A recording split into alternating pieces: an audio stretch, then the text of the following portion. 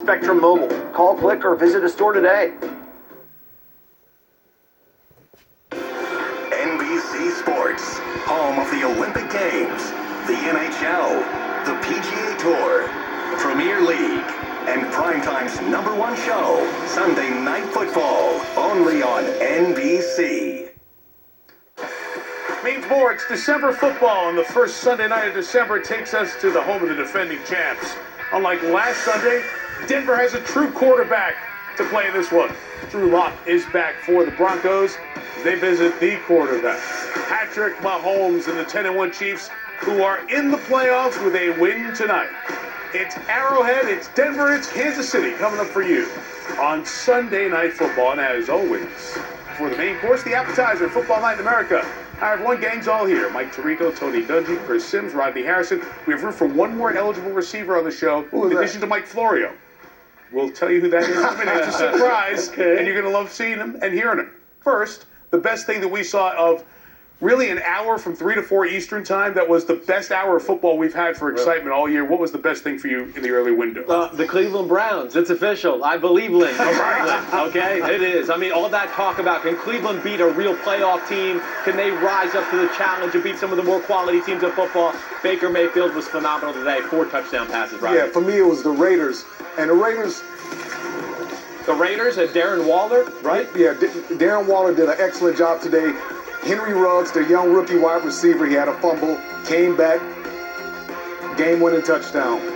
Impressive stuff one more time. Highlights of that Ed. Florio, what do you have for us? How about the big guy from Indianapolis, DeForest Buckner? Missed last week on the COVID-19 reserve list, came back in a big way with 2 sacks at Deshaun Watson. He told me after the game how he drew on some past experience with his former team when trying to track down Watson. I'll tell you later what Buckner had to say. And in a day when we saw all kinds of questionable coaching decisions, Sean Payton continues to demonstrate great coaching. His last 8 games without his starting quarterback, he's 8-0. Man. One more time. Man, number 7. Highlights ahead there. Hey, credit to the Vikings. After the 1-5 start, look who's at 500 and in the playoff conversation in the NFC. It wasn't pretty. Had to go to overtime to beat Minnesota, to beat Jacksonville, but Minnesota in the mix, surprisingly, after some decisions. So full highlights, all those great early games coming up here in a little bit. As I mentioned, we have room for one more eligible receiver in the group. If we are on TV a lot in December because it's football time, this guy was on TV a lot in the month of November. It looks like a competitive race to me right now. There it is. Countdown to clarity. Joe Biden just won 77% of those. Steve Kornacki at the big board. Hey, am I on? Oh. It's 4:06 in the morning. Steve, you're still doing math in your head on the fly. Good Lord, I don't know what I just pressed. Stop breaking, Steve. The pressure's on now. Tomorrow, Thursday, which I believe is tomorrow. I have been eliminated from playoff probabilities because we've got the big board and the khakis in the flesh. Steve Kornacki, who we enjoyed during the elections, will join us now. Instead of votes, we're going to talk about how the playoff picture changed. Welcome to the fam. Thanks, Mike, and what a day to join, I guess. You talk about that high-stakes drama in the early games this afternoon. Let's start right. 2 of those teams that were right there on the line in the AFC, the Indianapolis Colts, #1.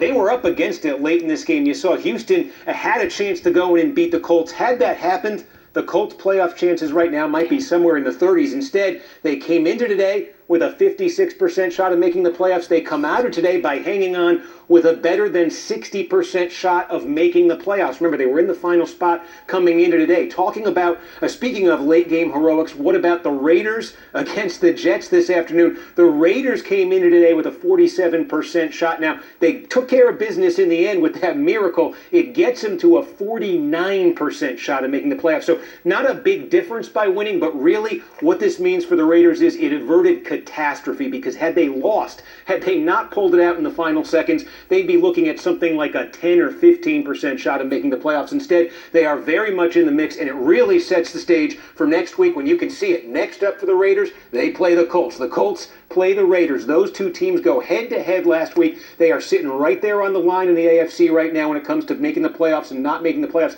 Huge game there next week. And let's take a look here, big picture at the AFC playoff situation right now. Call up those AFC playoff standings, and you can see it. Indianapolis and Vegas right there on the line. The other thing I think your eye is drawn to is Miami, they beat Cincinnati today. They're sitting there with a 51% shot of making the playoffs. Look down here. The 9th spot, way out of the playoffs at this point, but Baltimore almost the same chance as Miami of making the playoffs, 47% for the Ravens. Why? Has everything to do with schedule strength. The Ravens with the easiest schedule in the league down the stretch. Miami, meanwhile, much tougher slate starting next week with Kansas City. So that's why the Ravens very much alive despite being in 9th place. And by the way, one more I'd be remiss if I didn't mention right here. You mentioned it, Chris, a minute ago. Cleveland, 97% right now. This would be the Browns' first playoff bid in 18 years, and they are now almost there, Mike. So we bring you here, and it goes back to Florida and Ohio, pretty much, is what you're telling me. As Price, we're going to trade your Secretary of State information for Pro Football Focus numbers, and you still crush it. Steve and his big board are back. Welcome. It's good to be with you. Thank you, Mike. We'll check with Steve later on. Right now, we're going to check with the Collinsworths.